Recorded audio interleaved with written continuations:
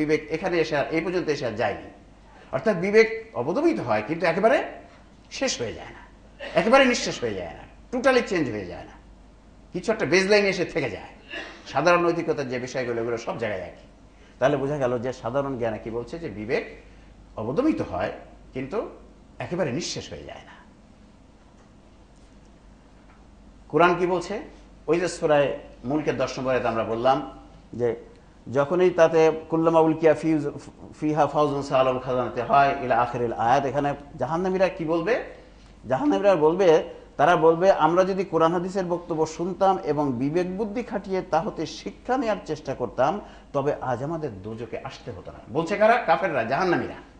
জাহান্নামীরা বলছে যদি আমাদের বিবেককে, আমাদের যে বিবেকটুক ছিল পরিবর্তিত হয়ে যতটুক ছিল এইটুকু যদি আমরা ইউজ করতাম কোরআন হাদিসের সাথে তাহলে আমাদের দোজখে আসতে হতো না। কারণ ওই জাহান্নামীদের বিবেক তো অল্টার বিবেক, পরিবর্তিত হয়ে যাওয়া বিবেক। তারাও বলছে যে আমরা যদি পরিবর্তিত হয়ে যতটুকুই আমাদের ছিল এইটুকু যদি ইউজ করতাম তাহলে আমাদের দোজখে আসতে হতো না। দ্যাট মিনস বিবেক পরিবর্তিত একেবারে শেষ হয়ে যায় না, থাকে। আল্লাহ প্রদত্ত যে বিবেক, ইসলামী যে বিবেক, সেটা একেবারে নিঃশেষ হয়ে যায় না। ধর্ম পরিবর্তনের ধরন আমরা যদি দেখি যে কনভার্সন যে হয়, নন মুসলিম থেকে মুসলমান হয়, মুসলমান থেকেও কিছু কিছু আমরা দেখছি, এর যদি ধরনটা দেখি তাহলে কি দেখা যায়? সেখানে ডাটাটা কি পাওয়া যায়? অমুসলিম থেকে মুসলিম হওয়ার সংখ্যা অনেক, কিন্তু বিপরীতটি অর্থনৈতিক সুবিধা পাওয়া ব্যতীত নাই বললেই চলে। অমুসলিম থেকে মুসলিম হচ্ছে কনভার্সন অনেক অনেক, পৃথিবীতে বহু হচ্ছে, কিন্তু মুসলমান থেকে অমুসলিম হওয়া এইটা very very few, very very rare. এবং যারা হচ্ছে তারাও ওই অর্থনৈতিক কিছু সুবিধা পাওয়া বা কিছু দুনিয়াবী কিছু সুবিধা পাওয়ার জন্যই হচ্ছে, অথবা কিছু রং ইনফরমেশন দিয়ে হচ্ছে। কিন্তু অমুসলমান থেকে মুসলমান হওয়ার সংখ্যা প্রচুর প্রচুর প্রচুর। তাহলে এখান থেকে, কারণ বিরুদ্ধ পরিবেশে বিবেক পরিবর্তিত হলেও একেবারে নিঃশেষ হয় না, সঠিক পরিবেশ পেলে ওই বিবেক আবার জেগে ওঠে, তাই অমুসলিমরা মুসলিম হয়ে যায়। অমুসলিমের বিবেক অবদমিত হয়েছে কিন্তু একেবারে নিঃশেষ হয়নি, একটা স্টেজে আছে। যখন তারা সঠিক পরিবেশ পেয়ে যায় আবার ওই বিবেক আবার জেগে ওঠে, আবার জেগে ওঠে, ফলে আবার তারা মুসলমান হয়। এটা আমরা যে সায়েন্টিফিক নলেজ, বিশেষ করে মেডিকেল সায়েন্সের নলেজের সাথে এটা খুব ভালোভাবে আমরা বোঝা যায় সহজে। আমার বিভিন্ন ডিজিজের কিছু কিছু ডিজিমের জার্ম আছে, তারা যখন বিপরীত পরিবেশ পায়, তাদের যে সম্পূরক পরিবেশ না হলে ওরা ডরম্যান্ট অবস্থায় চলে যায়। ডরম্যান্ট অবস্থায় যায় কিন্তু একবারে মরে যায় না, তারপরে সিস্ট আকারে চলে যায় অথবা ডরম্যান্ট স্টেজে চলে যায়। তারপরে যখন আবার সঠিক পরিবেশ পায় তখন আবার ওখান থেকে জেগে ওঠে। সো দ্যাটস ভেরি সায়েন্টিফিক যে আমাদের যে বিবেক, ইসলামের যে বিবেক, আল্লাহ প্রদত্ত যে বিবেক, জন্মগতভাবে যে বিবেক নিয়ে আমরা জন্মগ্রহণ করেছি, ইসলামের বিবেক বিপরীত পরিবেশ পেলে এটা অবদমিত হয় কিন্তু একেবারে নিঃশেষ হয়ে যায় না। যখন আবার সঠিক পরিবেশ পায়, সঠিক তথ্য পায়, সঠিক শিক্ষা পায়, ওই বিবেক আবার আবার জেগে ওঠে, তখন তারা ইসলাম গ্রহণ করে, তখন তারা আবার মুসলিম হয়ে যায়। সুতরাং দেখা যাচ্ছে বিপরীত পরিবেশে মাত্রা হচ্ছে এটা একবারে নিঃশেষ হয় না। সম্পূরক পরিবেশে বিবেক বুদ্ধির উৎকর্ষিত হওয়ার মাত্রা আমরা দেখলাম যে বিপরীত পরিবেশে বিবেক বুদ্ধি অবদমিত হয় কিন্তু একবারে নিঃশেষ হয় না। এবং সম্পূরক পরিবেশে তাহলে কি হয়? বিপরীত পরিবেশে অবদমিত হচ্ছে, নিঃশেষ হচ্ছে না, তাহলে সম্পূরক পরিবেশে উৎকর্ষিত হয়ে যাবে কোন পর্যন্ত সেটা বুঝে নেওয়ার বিষয়। সম্পূরক শিক্ষা ও পরিবেশ পেলে বিবেক উৎকর্ষিত হয়ে কোরআন সুন্নাহর কাছাকাছি পৌঁছে যায় কিন্তু একেবারে সমান হয় না। Very important. সম্পূরক পরিবেশ অর্থাৎ একজন মানুষ যদি ইসলামী পরিবেশে বেড়ে ওঠে, ইসলামিক জ্ঞান পাচ্ছে, ইসলামিক পরিবেশ পাচ্ছে, সোসাইটি পাচ্ছে, সে যদি বেড়ে ওঠে তার বিবেক উঠতে উঠতে উঠতে উঠতে উৎকর্ষিত হতে হতে কোরআন হাদিসের কাছাকাছি পৌঁছে যায় কিন্তু একেবারে সমান হয় না। কোরআন হাদিসের কাছাকাছি পৌঁছে যায় মানে তার বিবেক যা বলে অধিকাংশ ক্ষেত্রে কোরআনও তাই বলবে, তার বিবেকের ডিসিশন দেখা যাবে অধিকাংশ ক্ষেত্রেই কোরআন যা বলছে তাই, কোরআনের সাথে মিল। সো এই দুটোই হচ্ছে পরিবর্তনের মাত্রা, যে বিবেক অবদমিত হলে পরিবর্তিত হয়ে কোথায় যাবে আর উৎকর্ষিত হলে আপগ্রেডেড হয়ে কোথায় যাবে। অবদমিত হলে পরিবর্তিত হয়ে কমে যাবে, সাপ্রেসড হবে কিন্তু একেবারে নিঃশেষ হবে না, আর উৎকর্ষিত হয়ে সে অনেক উপরে উঠে যাবে, সে কোরআন হাদিসের কাছাকাছি পৌঁছে যাবে কিন্তু একেবারে সমান হবে না, তার অধিকাংশ বিবেকের রায় দেখা যাবে কোরআন হাদিসের সাথে সম্পূরক হয়ে যাচ্ছে। So that's two important information about বিবেক, আমাদের জানা দরকার যদি আমরা বিবেক বুদ্ধিকে সঠিকভাবে ইউজ করতে চাই এবং সেটা করে কল্যাণপ্রাপ্ত হতে চাই। এখন আমরা বিবেক বুদ্ধির গুণসমূহ যদি একটু দেখে নেই এক নজরে, আমরা বিবেক বুদ্ধির দোষ দেখেছি যে বিবেক বুদ্ধি পরিবর্তিত হয়ে যায়, অত্যন্ত বড় একটি দোষ। কিন্তু এর গুণটা কি সেটাও জানতে হবে। কোনো একটা জিনিস সম্বন্ধে যদি সঠিকভাবে কোনো একটা জিনিসকে ইউজ করতে হয় তার দুটি সাইডে জানা থাকা দরকার, খালি একটি সাইড জানা থাকলে হবে না। তার যেমন দোষটা জানতে হবে, তার গুণটা জানতে হবে। এই দুটি সাইড মনে রেখেই তাকে ইউজ করতে হবে। গুণ কি গুণ বিবেক বুদ্ধির? সকলের নিকট সকল সময় উপস্থিত থাকে। দেখুন, that's a very unique quality না? বিবেক বুদ্ধি আমরা এখানে যতজন আছি, পৃথিবীর যত কোটি মানুষ আছে, 600 কোটি বা তার বেশি, সকলের কাছে বিবেক বুদ্ধি সকল সময় উপস্থিত। কিন্তু আমরা এখানে যারা আছি, আমাদের সকলের কি কোরআনের সকল বিষয় মনে আছে কি? সকলের নাই। সকলের কি কোরআনের সকল হাদিস মনে আছে? নাই।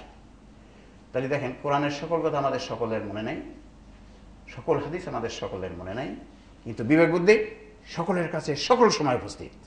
That's the unique advantage of বিবেক অর কনসায়েন্স অর আকল। ব্যবহার করা সহজ, বিবেক বুদ্ধি ইউজ করা খুবই সহজ। আপনার বিবেক একটা কথা জিজ্ঞেস করলে আমি সহজে ব্যবহার করতে পারি না, কারণ কিন্তু কোরআন হাদিস ব্যবহার করা অপেক্ষাকৃত কঠিন। কোরআন হাদিস ইউজ করে সিদ্ধান্তে আসা অপেক্ষাকৃত কঠিন, বিবেকের থেকে অপেক্ষাকৃত কঠিন। সিদ্ধান্তে পৌঁছাতে সময় খুব কম লাগে, বিবেক ইউজ করে সিদ্ধান্তে পৌঁছানো very quick, within seconds you can come to a conclusion. কিন্তু কোরআন হাদিস ব্যবহার করে সিদ্ধান্তে আসতে সময় বেশি লাগে। ব্যবহার করতে কোনো অর্থ খরচ হয় না, নিজের বিবেক নিজে ইউজ করার জন্য কোনো টাকা পয়সা লাগে না, অর্থ লাগে না। কিন্তু এখন কোরআন শরীফ কিনতে গেলে তো কিছু পয়সা তো লাগেই, হাদিস কিনতে গেলে তো আরেকটু কিছু পয়সা লাগেই। ফলাফল বেশিরভাগ ক্ষেত্রে সঠিক হয়, বিবেকের রায় বেশিরভাগ ক্ষেত্রে সঠিক হয়, কিছু মাঝে মধ্যে ভুল হয়, বেশিরভাগ ক্ষেত্রে সঠিক হয়। তো এটি হচ্ছে বিবেক বুদ্ধির গুণসমূহ। তো একটি জিনিসের যদি এরকম ইসলামের হালাল এবং হারাম এই যে ঘোষিত হওয়ার নীতিমালাটা কি, যেটির দোষ বেশি, অকল্যাণ বেশি, সেটি হারাম, আর যেটির কল্যাণ বেশি সেটা হচ্ছে হালাল। যেমন ওই যে মদের যে আয়াতটা বললাম, আল্লাহ বলছেন মদে আছে অনেক অকল্যাণ আর কিছু কল্যাণ, সেজন্য মদ হচ্ছে হারাম, অনেক অকল্যাণ। কিন্তু কল্যাণের কথাটা কি জন্য বলছে? তুমি কল্যাণের কথাটা গবেষণা করে বের করে ওটা তোমাদের কাজে লাগাও। তাহলে আমরা দেখছি বিবেক বুদ্ধির অনেক গুণ আছে। বিবেক বুদ্ধির দোষ যেমন আছে, বিবেক বুদ্ধির গুণ আছে। আমরা কি দেখি? প্যাথিডিন নিয়ে এডিকশন হচ্ছে সমাজে দেখি, কিন্তু তাই বলে কি মেডিকেল সায়েন্স প্যাথিডিনকে ফেলে দিয়েছে? মেডিকেল সায়েন্স প্যাথিডিনকে ফেলে দেয়নি। We are using randomly pethidine for treatment purpose. So কোনো একটি জিনিসের কিছু দোষ থাকলে সেটাকে ফেলে দেওয়া, এটা সাধারণ বিবেকের রায়ও নয়, এটা কোরআন হাদিসের কথাও নয়। সো আমরা বিবেক বুদ্ধির দোষ এবং গুণ জেনে নিলাম। এখন যে জিনিসটি বিবেক সম্বন্ধে জানা দরকার, to use conscience as a source of information of Islam, আর যে বিষয়টি জানা দরকার সেটা হচ্ছে কি, ইসলামে বিবেক বুদ্ধি বিরুদ্ধ বিষয়ের পরিমাণ কি পরিমাণ বিবেক বিরুদ্ধ কথা আছে কি বিবেক বিরুদ্ধ কথা? একেবারে নাই, থাকলে কি পরিমাণ আছে আমরা সেটা একটু বুঝে নিতে হবে আমাদের, যারা আমরা বিবেককে খাটাতে চাই যথাযথভাবে। কোরআন সুন্নাহ ও বিবেক একই উৎস থেকে আসা। কোরআন আসছে কার থেকে? আল্লাহ থেকে। বিবেক কোত্থেকে আসছে? আর সুন্নাহ কোত্থেকে আসছে? সুন্নাহ কিন্তু আল্লাহ থেকে, কারণ রাসূল সাল্লাল্লাহু আলাইহি ওয়াসাল্লাম আল্লাহর গাইড ছাড়া কোনো কথা বলে নাই। কাজেই কোরআন আসছে আল্লাহর কাছ থেকে, সুন্নাহ বা হাদিস আসছে আল্লাহর কাছ থেকে। আমাদের আকল কে দিয়েছে? আমাদের মধ্যে আপনারা একটু বলবেন, আকল কে দিয়েছে? আল্লাহ দিয়েছে। তো তিনটি একই উৎস থেকে আসা। একই উৎস থেকে আসা বিষয়ের মধ্যে গরমিলের চেয়ে মিল বেশি থাকে, ঠিক নয় কি? একই উৎস থেকে আসা জিনিসের মধ্যে মিল বেশি থাকে, গরমিল কম থাকে। That is the common sense information.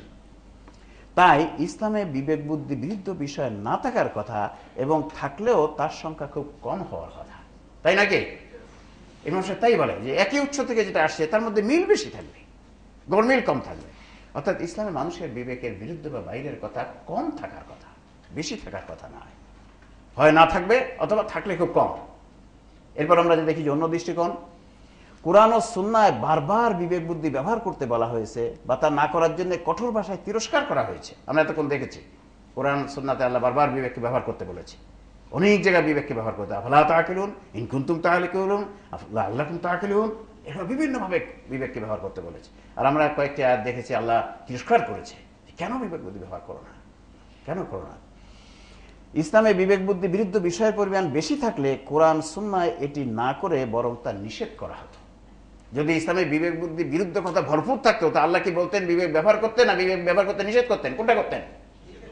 আল্লাহ অবশ্যই বিবেক ব্যবহার করতে নিষেধ করতেন। যদি বিবেক বিরুদ্ধ কথা ইসলাম ভরপুর থাকতো, কোরআন ভরপুর থাকতো, তাহলে আল্লাহ বলতেন don't go to use alcohol, don't go there, stop it, stop it. তা না বলে আল্লাহ বারবার বলছে তুমি কেন বিবেক ব্যবহার করো না?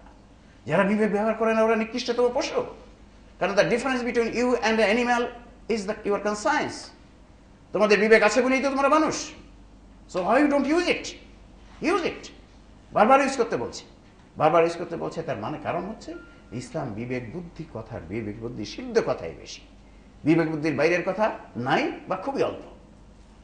তাই ইসলামে বিবেক বুদ্ধি বিরুদ্ধ বিষয় না থাকার কথা, এবং থাকলেও তার সংখ্যা কম হওয়ার কথা।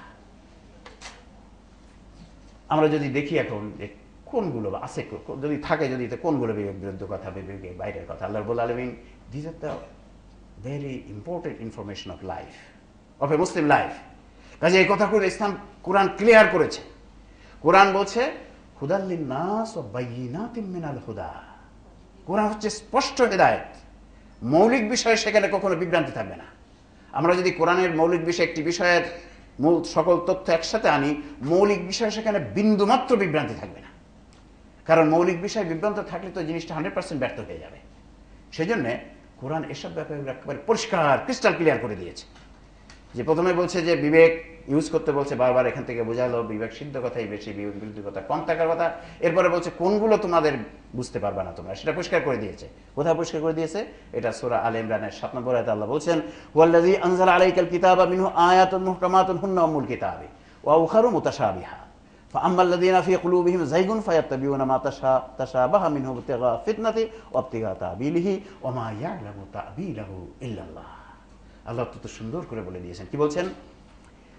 তিনি তোমার প্রতি এই কিতাব নাজিল করেছেন, কোরআন নাজিল করেছেন। এতে রয়েছে ইন্দ্রগ্রাহ্য আয়াত, যা হলো কোরআনের মা, এবং অতীন্দ্রিয় আয়াত। যাদের মনে দোষ আছে তারা ফিতনা ছড়ানো এবং প্রকৃত অর্থ বের করার উদ্দেশ্যে অতীন্দ্রিয় আয়াতের পেছনে লেগে থাকে, অথচ তার প্রকৃত অর্থ আল্লাহ ব্যতীত অন্য কেউ জানে না। কি অপূর্ব স্পষ্ট কথা!